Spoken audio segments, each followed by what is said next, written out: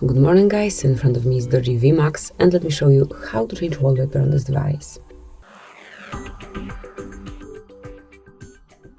At first open the settings, then find and select display, and here you will notice a wallpaper marked to open. And now select the source from which you want to select your wallpaper. It can be one from your live wallpapers, photos or wallpapers. Let me pick wallpapers album. Now you can choose the picture that you like the most.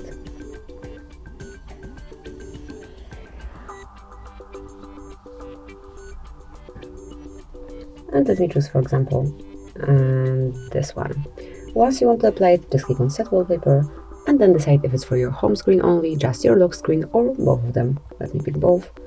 And that's it, that will be all. Thank you for watching. Please subscribe our channel and leave the thumbs up.